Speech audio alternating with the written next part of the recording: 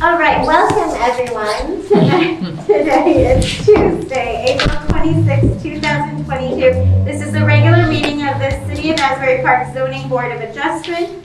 Mr. Avalone, would you please call us to order? I'd be happy to. Thank you, Irina. This meeting is being held in compliance with the Open Public Meetings Act, Chapter 231, Public Law 1975. Adequate notice of this meeting has been provided to the Coaster and Asbury Park Press by publication of the annual meeting notice and posted on the municipal bulletin board and municipal website. All notices are on file with the board's secretary.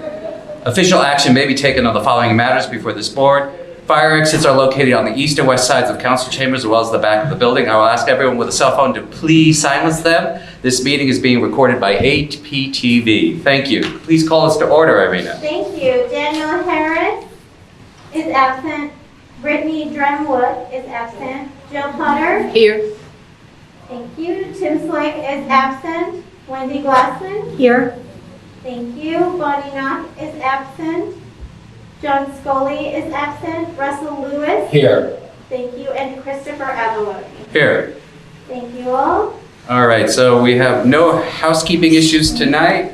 Both applications are going to be carried, so I will make a motion to carry the 503 8th Avenue application to May 10th, 2022 without further notice. I'll second.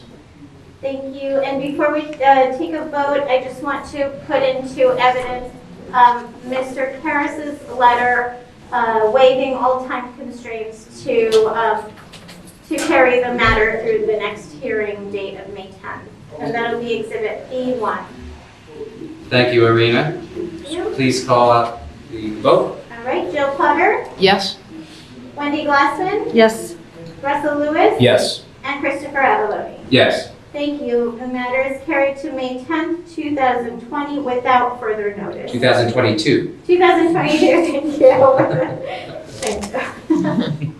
Okay, and I will make a motion to carry 507 Sewell Avenue to June 14th, 2022 with new notice. Well, before you make that motion, let me just explain the situation with 507 Sewell. So the notice was sent under the old PO zone, the professional office zone. The applicant's position is that they submitted the application in May of 2021. And because they submitted it in May of 2021, the PO zone was applicable to this property. That was prior to our zoning amendments that we made. And that was prior to the June 2021 zoning amendments that came into effect. So the applicant under the statute has the right to the time of application date as far as the zone is concerned.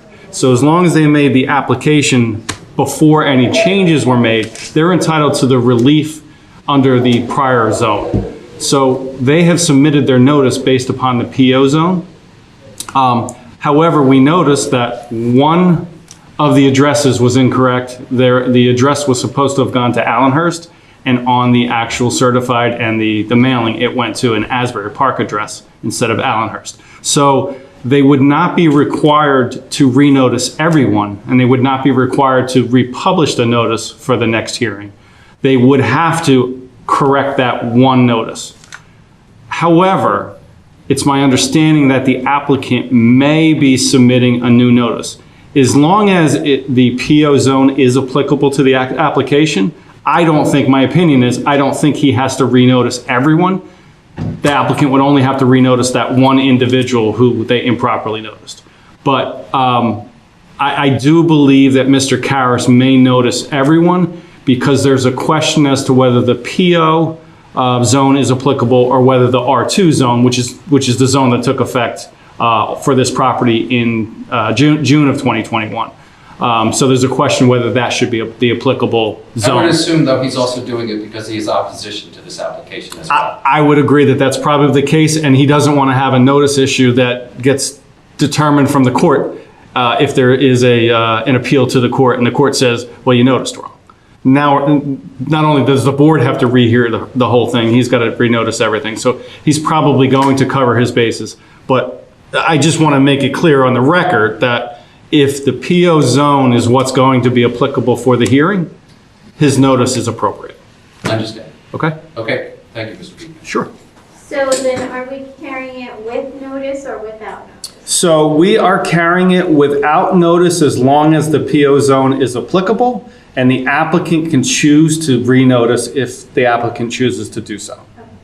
Okay, so we'll make a motion based on carrying it to June 14th, 2022 without notice, based on the use of the PO zone. Correct. I'll second. All right. Bill Clutter, Yes. Wendy Glassman, Yes. Russell Lewis, Yes. and Christopher Avalone. Yes.